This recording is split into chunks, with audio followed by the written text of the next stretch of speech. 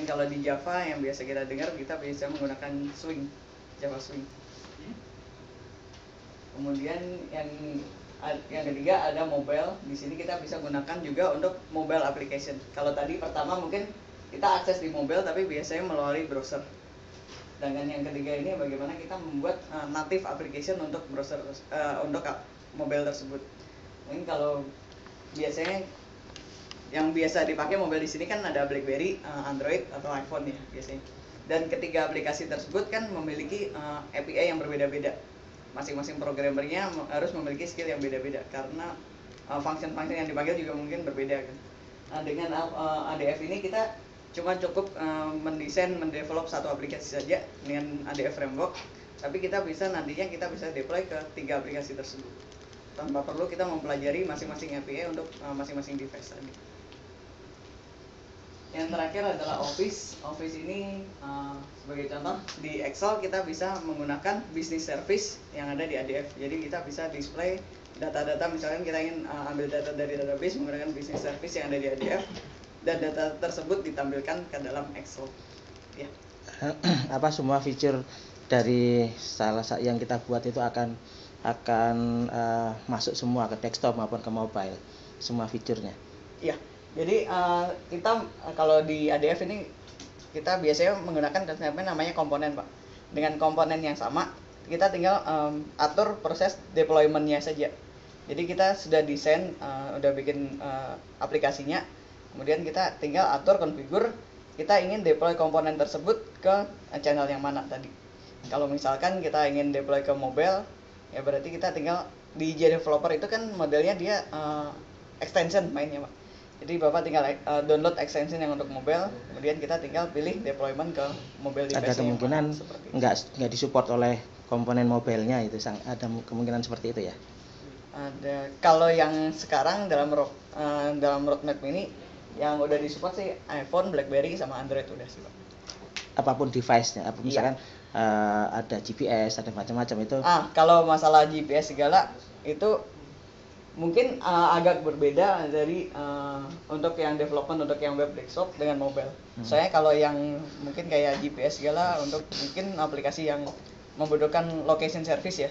Nah itu kalau itu memang butuh didesain hanya di mobile saja sih. Kalau di browser kan mungkin nggak support yang kayak location service seperti itu. Itu dan memang hanya sedikit perubahan dikit ya, sih antara yang browser dengan yang mobile.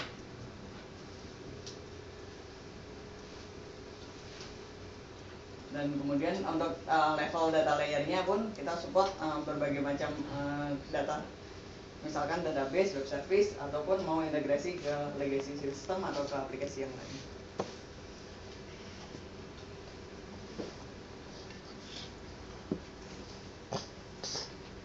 Nah ini secara garis besarnya untuk konsep MVC-nya. Yaitu di bawah di sini ada data service-nya. Bagaimana kita ingin mengakses data, mungkin misalkan melalui database atau web service. Di layer atasnya adalah business service. Business service ini bagaimana dia mendukung aplikasi untuk meng-get data dan meng-store data. Ini semua ini di-handle oleh layer business service. Mungkin ada beberapa banyak teknologi yang bisa digunakan, misalkan EJB, mungkin yang sering dengar ada Hibernate juga. Nah kalau di ADF sendiri yang sering kita gunakan nantinya adalah ADF BC, yaitu ADF Business Component. Kemudian di layer atasnya ada model di sini kita menggunakan yang namanya ADF Binding. ADF Binding adalah jembatan antara business service dengan UI-nya. Kemudian dari sisi controller kita menggunakan JSF atau ADF controller. Kemudian dari sisi view-nya untuk browser base kita menggunakan JSF atau ADF Faces. Kemudian ada versi mobilenya sendiri. Dan di desktop kita ada ADF Swing dan Office. Kemudian di samping di sana ada metadata service. Apa sih gunanya metadata service ini? Mungkin tadi sempat saya katakan kalau kita menggunakan Web Center Portal, kita bisa mendesain tampilan pada saat runtime. Jadi memungkinkan si user ini melakukan customisasi terhadap personalisasi terhadap UI komponennya. Nah, semua perubahan yang terjadi pada saat runtime ini disimpan oleh metadata service.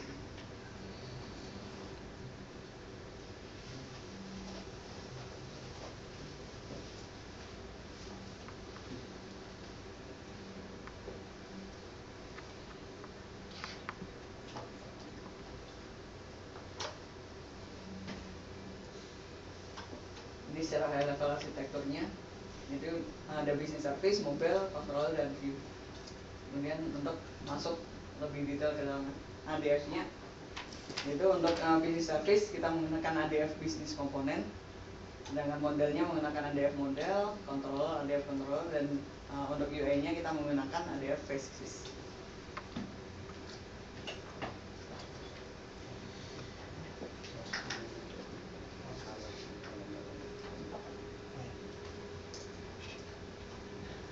Ini saya masuk ke satu. Yang pertama adalah ADF basis, rich client component. Ini UI komponen yang bisa kita gunakan untuk mendesain UI-nya. UI komponen ini sudah di built-in untuk Ajax support. Ini misalkan kita ingin membuat desain UI yang mungkin support untuk drag and drop, di komponen ini juga sudah disupport. Jadi modelnya kita tinggal konfigur di parameternya aja, parameter si komponen tersebut. Misalkan untuk sorting, tabel, itu juga udah disupport di komponen tabelnya. Kemudian ADF controller, di sini kita menggunakan yang namanya task flow. Contoh simple task flow ini misalkan kalau misalkan di shopping cart, ada shopping cart, customer mau beli, dia tinggal drag and drop barangnya ke satu. Misalkan kita ada suatu fitur drag and drop, dia drag and drop untuk beli barang. Di sini ada kita bisa mendesain task flow untuk sebelum barang itu dibeli, dia ada suatu service untuk cek stoknya dulu. Setelah stoknya available, maka langsung ketika barang tersebut di drag, dia akan misalkan barangnya habis, dia akan langsung memunculkan notifikasi. Jadi belum sampai kita mesti submit dulu ke page tersebut, baru memberikan notifikasi bahwa barang tidak ada. Itu bisa kita gunakan di task flow. Kemudian ada ADF model untuk binding UI-nya, dan ADF business component untuk mengatur masalah akses ke database-nya.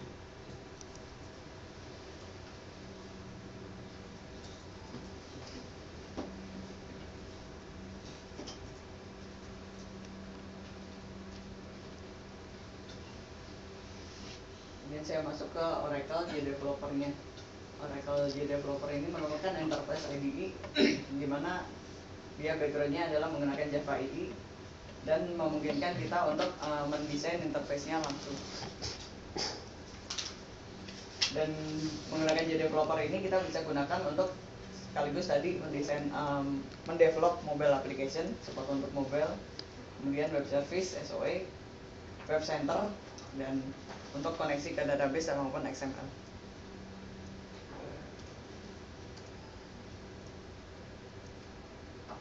Ini contoh interface JDeveloper-nya. Jadi di sini kita bisa lihat, di sini adalah komponen-komponen yang bisa kita gunakan. Jadi misalkan kita ingin membuat tampilan yang ada tree-nya, kita tinggal drag aja tree-nya ke dalam desain. Kemudian di sini sebagai contoh, di sini adalah untuk resource palette untuk web center. Web center tadi misalkan kita ingin menggunakan fitur dokumen manajemen. Jadi kita ingin menampilkan folder-folder yang ada di dokumen manajemen ke dalam suatu portal. Jadi kita tinggal drag and drop service-nya aja, komponennya aja ke dalam desain. Kemudian di sini adalah yang layar yang biasa kita gunakan. Di sini ada beberapa tab juga. Jadi kita bisa melihat desainnya, gambar UI-nya, maupun kita bisa melihat source-nya. Kemudian kita juga bisa melihat historinya, versioning dari source. Kemudian ini kalau kita gunakan untuk mendesain business process. Jadi, sedangkan di sini adalah project structure-nya, yaitu file-filenya misalnya. Dan di sini adalah properties-nya yang biasanya kita gunakan untuk konfigur.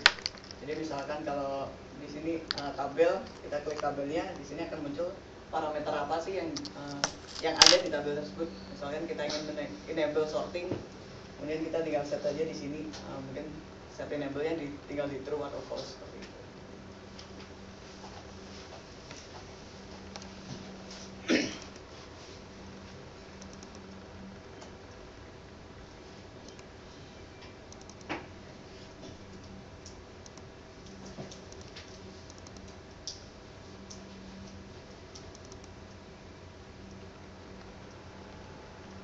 Sampai yang tadi ada pertanyaan dulu.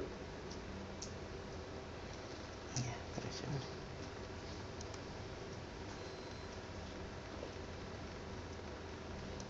Kalau enggak, kemudian saya masuk masing-masing komponen. Yang pertama saya akan masuk mengenai business service.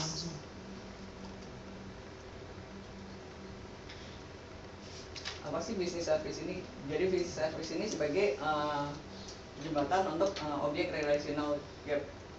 Bagaimana si business service komponen ini mengakses data yang disediakan di database. Jadi dia business service inilah yang memanage query-query ke dalam database. Misalkan untuk create, update, delete, semua dihandle oleh si business service ini.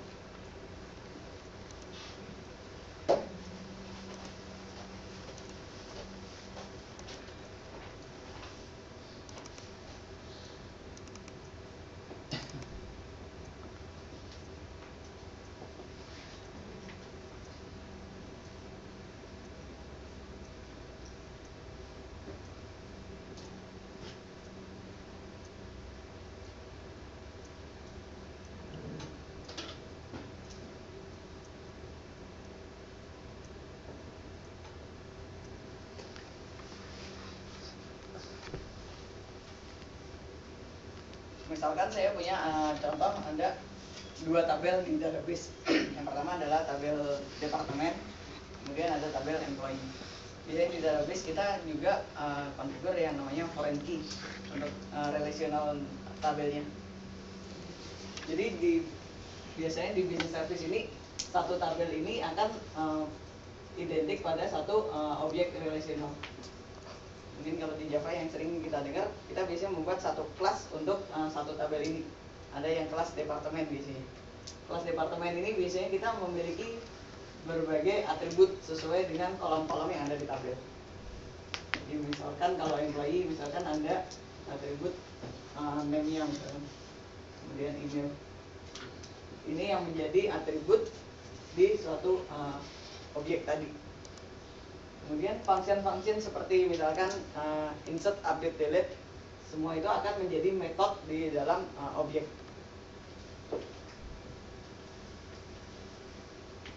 Di business service ini dia juga masing-masing tipe data yang ada di tabel ini, yang ada di database akan merefleksikan tipe data yang ada di objek nantinya.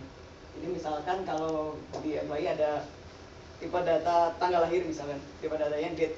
Nantinya dia di mapping ke dalam objek relasional yang tipe datanya date juga.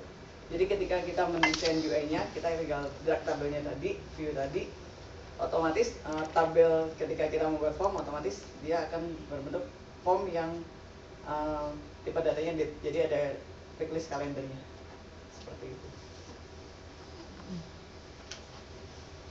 Kemudian untuk masalah tipe data tadi juga terkait untuk masalah data validation. Jadi misalkan kalau dia tipe datanya tanggal, secara otomatis di text box yang nanti kita gunakan, dia akan melakukan validasi apakah formatnya benar atau enggak. Kemudian kita bisa masukkan business logic dan kita bisa reusable komponen business komponen tadi.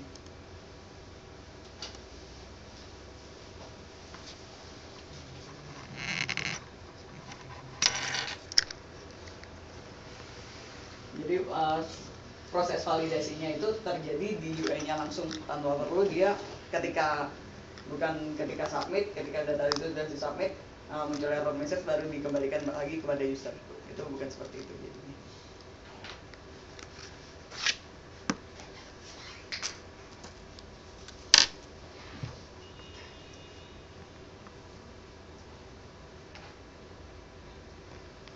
DF Business basis komponen ini, jadi kita gunakan untuk simplify data access, kemudian untuk mempermudah validasi dan disuruh tadi, dan kita bisa gunakan SQL based data view. Jadi kita bisa melakukan query, membuat suatu view yang bisa kemudian dimasukkan ke dalam basis komponen ini.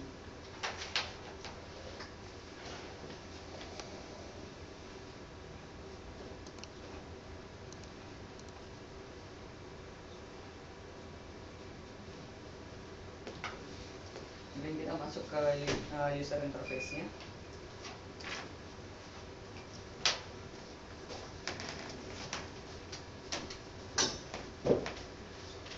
Di ADF Faces ini dia memiliki lebih dari 150 komponen yang bisa kita gunakan. Gitu. Misalkan kita ingin dan semua komponen ini support untuk Ajax. Misalkan kita ingin menampilkan checkbox atau radio button atau list, slider, kemudian chat, semua ini sudah tersedia di komponen JDeveloper ADF Faces ini. Kemudian ada namanya pluggable look and feel. Pluggable look and feel ini jadi terkait dengan themes yang tadi saya katakan. Jadi ketika kita ingin mengubah mungkin tampilan backgroundnya untuk masing-masing komponen, mengubah warnanya, kita tidak perlu mengubah masing-masing komponen satu persatu, hanya tinggal apply themesnya saja. Itu akan digunakan oleh semua komponen yang ada di satu aplikasi tersebut. Kemudian accessibility dan internationalization ini biasanya kita gunakan untuk membuat suatu multi language aplikasi. Jadi kita tidak perlu membuat UI-nya masing-masing untuk per bahasa satu persatu. Jadi kita tinggal semacam membuat library-nya saja. Mungkin kalau kata-kata ini bahasa Indonesia apa, bahasa Inggrisnya apa. Kemudian kita tinggal apply language-nya aja. Yang komponen-komponen yang biasa digunakan misalkan chart, grafik, Gantt, kemudian kalender, semua juga sudah disupport untuk komponen di ADF ini. Kemudian dia juga support untuk drag and drop framework. Misalkan kita ingin mendesain aplikasi yang support drag and drop, itu disupport juga di sini. Kemudian untuk memunculkan dialog dan pop up, kita juga sudah ada komponennya yang tinggal dipakai. Kemudian di sini ada yang namanya active data untuk push konten. Ini semua free ya untuk JDeveloper-nya? Ya. Atau ada beberapa komponen yang harus berbayar? Kalau JDeveloper-nya sebenarnya free, Pak. Tapi kalau yang masuk seperti tadi yang saya bilang, ada portal yang memungkinkan user melakukan personalisasi masing-masing, itu ada lisensi yang namanya Oracle Web Center Portal. Nah, kalau yang berhubungan dengan bisnis proses itu masuk ke Oracle BPM namanya. Tapi kalau untuk traditional web application kita ingin develop melalui JDeveloper ini yang standarnya ya. Kalau yang standar sih free. Dan nggak ada link keluar ya, misalkan bisa saja apakah ketika kita setelah selesai membuat tidak ada satupun link yang keluar harus ke Oracle dulu dan sebagainya? Oh, nggak ada. Seperti kita developer biasa sih, Pak. Di sini ada yang namanya active data. Active data ini mungkin kalau traditional web biasanya kita ada perubahan data kita harus refresh browser ya. Nah, kalau ini active data mungkin yang biasa sebagai contoh, sebagai gampangnya mungkin kalau sering, mungkin yang penggemar bola sering lihat live score misalnya. Tiap ada perubahan skor dia kan otomatis data itu terpublish tanpa perlu kita refresh browser. Nah, active data ini juga disupport dalam framework ini juga. Kemudian kita mengenal di sini ada yang namanya template dan deklaratif komponen. Template ini jadi kita bisa mendesain template-nya, misalkan bannernya. Jadi misalkan kalau mungkin Natal kita ingin ubah template-nya, jadi kita tinggal desain sebenarnya membuat template-nya aja, sedangkan template ini terpisah dari komponen webnya. Jadi ketika misalkan Natal kita ingin ubah template-nya, kita tinggal ganti aja template-nya aja tanpa perlu ubah kontennya masing-masing. Kemudian ada yang namanya deklaratif komponen. Deklaratif komponen ini contohnya mungkin kayak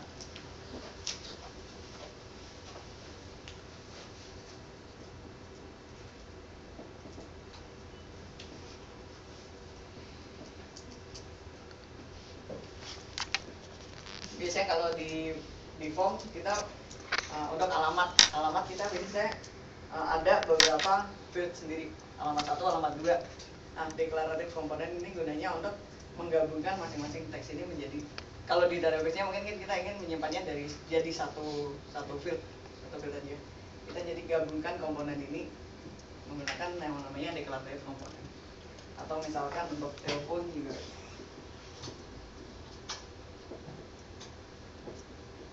Ada beberapa komponen kita bisa gabungkan jadi satu.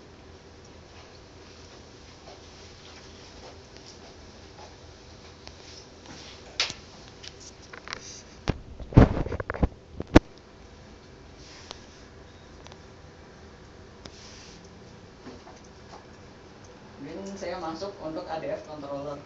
ADF controller ini di ADF biasa sering kita sebut yang namanya task flow. Bagaimana kita mendesain membuat suatu flow, bagaimana si page dan metode itu dipanggil. Dan task flow ini reusable, jadi bisa digunakan untuk di aplikasi yang lain juga. Nah, task flow di dalam ADF ini ada dua macam, yaitu bounded dan unbounded task flow. Jadi kalau misalkan unbounded task flow ini page yang bisa diakses oleh semua orang tanpa harus melalui masuk ke halaman tertentu. Jadi semua page yang bisa diakses tanpa login misalkan, itu semua kita masukkan ke dalam unbounded task flow. Sedangkan bounded task flow ini adalah kita bisa atur semacam flow bagaimana page tersebut boleh diakses. Jadi misalkan pada saat get info dia menampilkan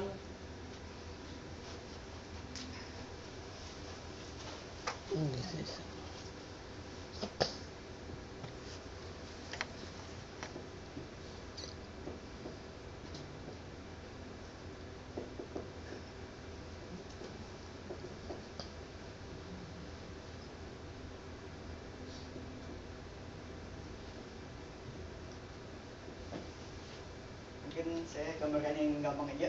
Jadi misalkan kita ada dua halaman, yaitu halaman view dan edit. View-nya mungkin di sini kita bisa tampilkan tabel.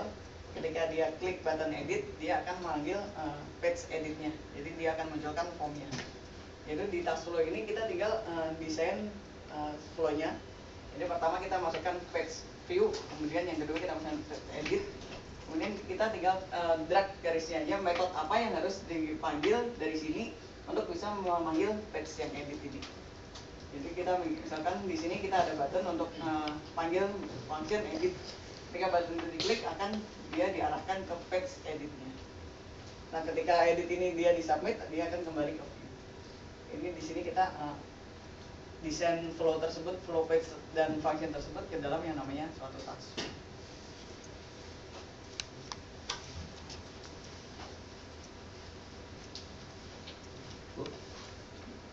Kalau kita nggak bikin task flow-nya ini, dia otomatis jadi unbound task flow. Iya, unbound task flow. Otomatis. Iya. Jadi kalau misalkan view dan edit tadi kan, misalnya kita kan sebenarnya nggak boleh masuk ke menu page edit sebelum dia masuk ke view. Nah, itu kita aturnya di bounded task flow tadi. Nah, kalau yang unbounded task flow tadi, sebenarnya kalau secara default kan dia memang sebagai unbounded task flow. Kenapa kita mesti bikin dia jadi unbounded task flow? Itu bisa kita gunakan misalkan untuk mengatur security page tersebut. Jadi kita bisa kelompokkan elemen-elemen tersebut. Ketika kita mengatur security-nya, kita tinggal atur security di task flow-nya.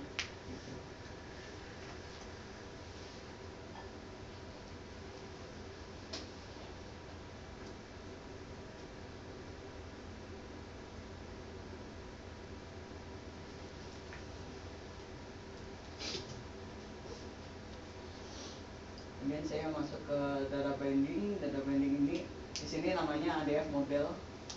ADF model ini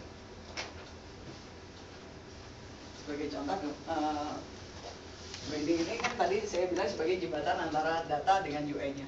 Jadi misalkan kalau kita ingin, tadi ada tabel employee ya, kita ingin menampilkan datanya di sini, email dari employee itu biasanya yang kita panggil adalah binding employee email. Jadi semua pengaksesan data tersebut kita melalui yang namanya ADF Mobile ini. Jadi di text box ketika kita ingin menampilkan value dari email yang ada tersebut, kita biasanya set value-nya seperti ini.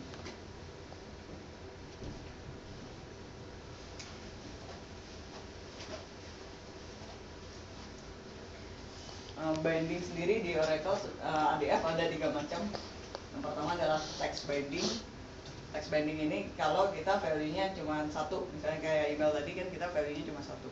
Kemudian ada yang namanya juga list binding. List binding ini misalnya kalau kita ingin menampilkan value-nya itu berupa list combo box, lebih dari satu value-nya.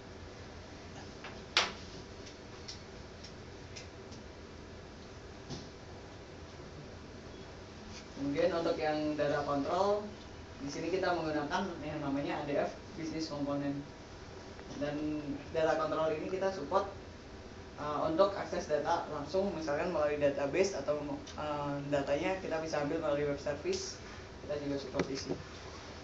Di sini kalau kita lihat di developer nanti dia ada beberapa pilihan. Jadi misalkan kita ingin menggunakan DRF service data control atau mau langsung ke database, kita tinggal pilih saja.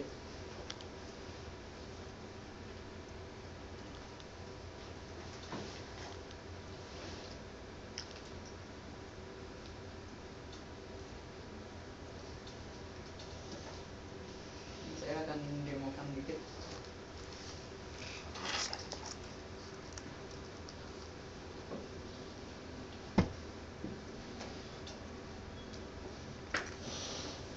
Ini versi Linux-nya juga ada ya? Ada Pak, versi Linux. Ini misalkan saya ingin membuat satu web application. Nah, menjawab pertanyaan Bapak yang tadi, jadi kalau kita ingin developnya web application biasa menggunakan ADF Fusion Web Application ini, itu yang free tadi Pak. Nah, kalau kita ingin udah masuk ke web center, SOA, itu baru ada produk tambahan tadi yang harus diinstal. Kemudian yang mobile juga tambahan fitur tambahan. kalau mobile itu sih sebenarnya nggak ada produk tambahan sih, dia framework di dia developernya, kita tinggal install extensionnya aja sih. Ya. Mungkin kalau perlu GUI-nya yang aneh-aneh mungkin gitu ya. Nah, kalau perlu misalnya tadi kita menginginkan personalisasi, jadi usernya bisa ubah sendiri tampilannya, itu butuh yang tambahan produk lain lagi gitu. Bu, pertanyaan. Ya. Saya rada rancu. Kalau ini bisa untuk development yang misalkan saya kan ada pakai iProcurement. Ya. iProcurement itu bisa kita custom lewat sini. iProcurement itu aplikasi yang sudah jadi gitu ya. Oke. Oracle Apps. Menggunakan Oracle Apps. Iya. Jadi saya mau custom dia punya page gitu. Ini coba Oracle Apps-nya produknya apa kalau boleh tahu? Oracle iProcurement. Oracle iProcurement. Kalau custom halaman webnya yang sudah jadi, itu sih mungkin enggak. Tapi kalau Bapak ingin membuat satu aplikasi yang mengakses data dari Oracle iProcurement itu, Bapak bisa pakai ini. Tapi kalau mengubah existing yang dia udah ada, itu sih enggak bisa.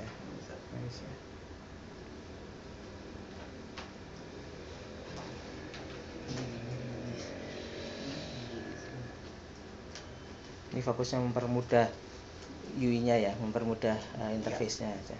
Mempermudah development. Dan kalau pakai Eclipse kan kita nggak ada drag and drop ini komponennya. Waktu desain UI-nya kan kita mesti desain sendiri.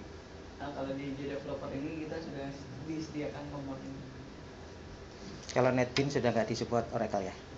NetBeans sih masih bisa aja sih Pak.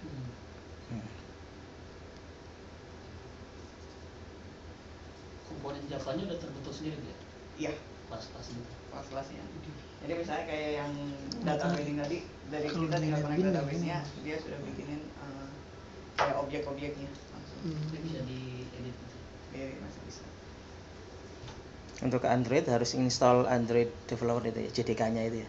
JDK-nya masih install, jadi kayak misalnya BlackBerry ini, biasanya saya mesti install JDK-nya dia dan simulatornya ya. Cuman pada waktu development-nya kita pakai ini, tinggal waktu deployment-nya aja kita masukin ke menggunakan JDK BlackBerry. Kalau kita nggak punya JDK-nya Android misalnya gitu, ini sudah bisa langsung di-compile untuk Android gitu. Untuk development, untuk deployment-nya tetap masih download sih Pak. SDK-nya.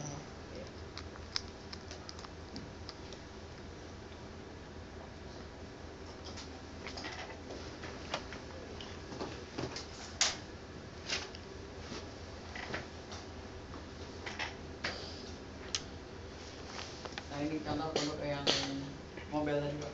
Jadi kita tinggal setting BlackBerry simulatornya yang mana. Nah, SDK-nya tetap mesti dimasukin sih di sini. Kemudian pakai BlackBerry JDE-nya mana, kemudian simulatornya mana.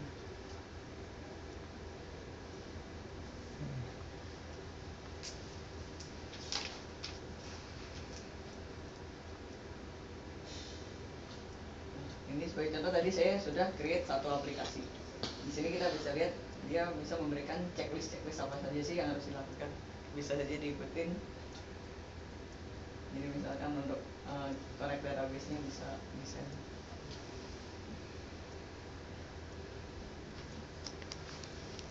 Gak bisa.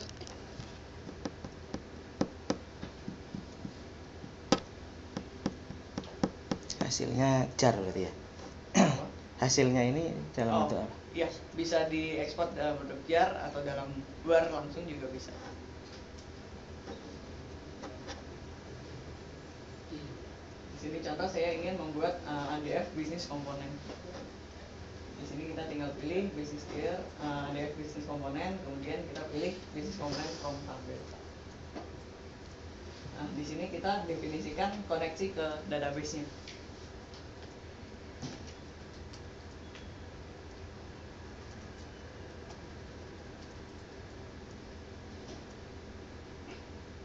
Jika tes koneksi udah jalan, kita sudah connect ke database-nya. Nah, di sini adalah contoh connection string JDBC-nya. Untuk koneksi database-nya di bawah di sini ada SQL Server dan type map. Ini biasanya banyak digunakan kalau kita ingin integrasi dengan berbagai macam tipe data source. Misalnya kalau database-nya lebih dari satu, satu di Oracle, satu di SQL Server. Jadi pilihan SQL yang mana yang mesti default yang biasa kita gunakan, yang mau kita gunakan.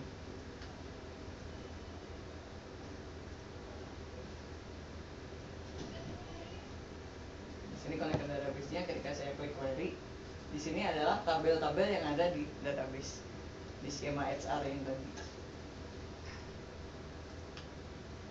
Kita tinggal pilih aja tabel mana yang ingin kita bikin business component.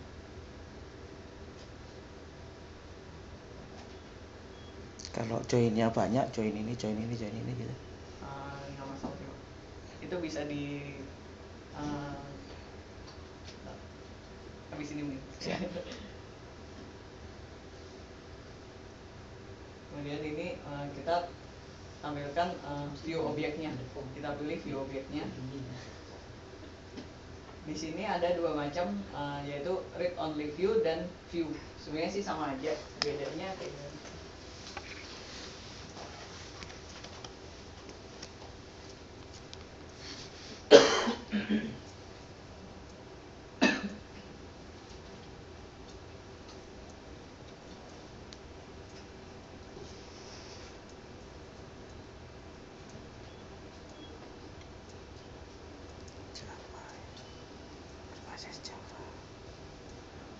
Ingat codingnya dulu, bahasanya berat. Ya kayak programnya Devi ya, kayak Devi ya. Kayak netting.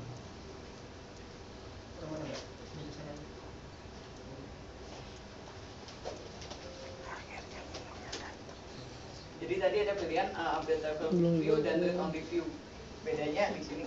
Jadi misalnya tadi kita punya satu tabel, employee tabel dari database. Dari database tadi biasanya satu tabel akan map bantuan dengan yang namanya entity objek relational tadi. Jadi ketika satu tabel ini kita memiliki satu employee objek di sini. Bedanya antara view dengan yang updatable view dan read only view, kalau kita melakukan yang pilihan untuk yang view aja, kita mengakses view-nya berdasarkan objeknya, sedangkan yang return view kita membuat view-nya directly langsung akses ke tabelnya database, bukan melalui objeknya. Biar nggak berat. Yang kedua masih ada istilahnya yang offline database. Offline database ada Masih pakai. ada bisa. Jadi biasanya itu dipakai untuk yang mobile, itu juga dia support untuk offline Oracle database-nya bisa.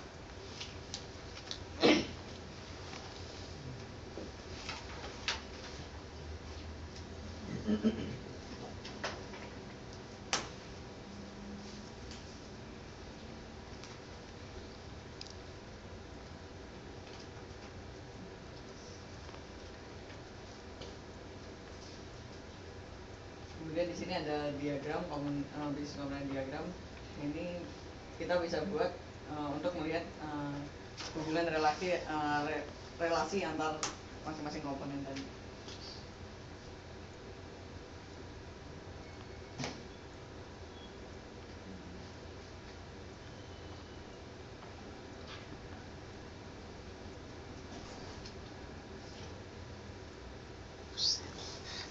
Nah ini contoh business component diagram yang di-generate langsung.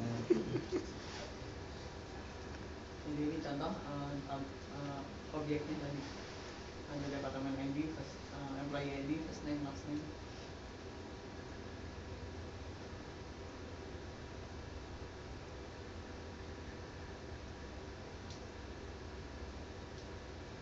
Nah, di sini kalau kita lihat dia otomatis generate view-nya juga untuk untuk employee tadi. Ini adalah field yang ada di tabel database-nya, dan tipe datanya otomatis mengikuti.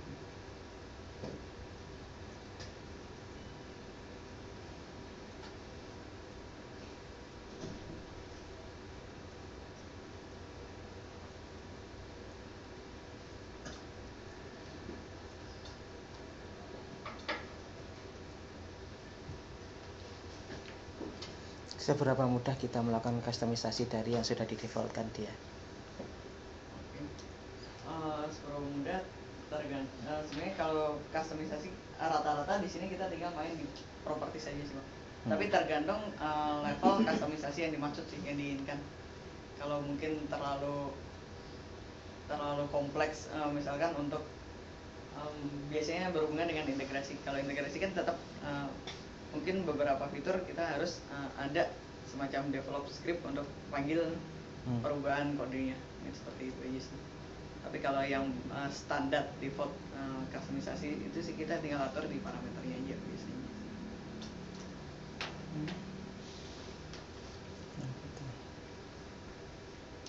Nah ini contoh application module yang tadi kita develop untuk business component. Di sini kita bisa langsung testing akses datanya. Ini adalah data-data yang ada di database tadi. Next. Kemudian ada yang namanya link ini biasanya yang terkait dengan foreign key relasi. Jadi kita bisa lihat ada master detail tabel.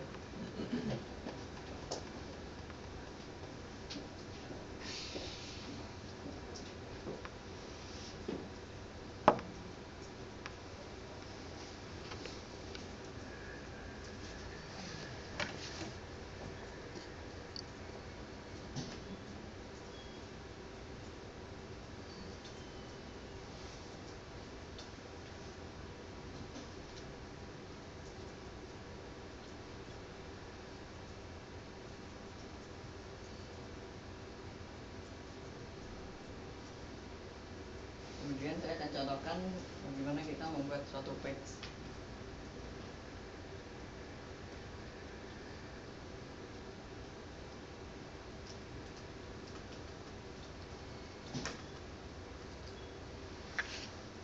Di sini kita ketika memilih membuat suatu page, kita bisa pilih template-nya. Kita mau page tersebut menggunakan template yang apa. Kemudian layout-nya pun kita juga bisa pilih. Mau 2 kolom, 3 kolom, kita bisa pilih pada saat kita create page.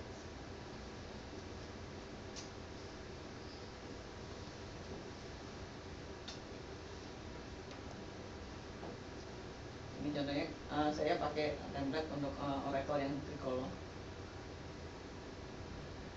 Di sini tadi setelah kita create business component di data control secara otomatis dia akan muncul list tabel, list view yang tadi dibuat oleh business component.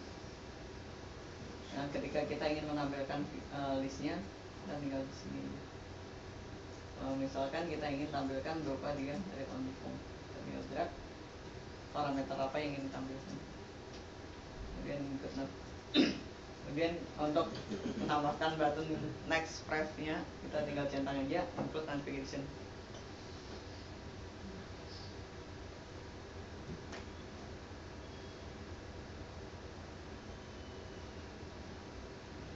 Di sini dia otomatis desain formnya sudah otomatis didesain oleh dia.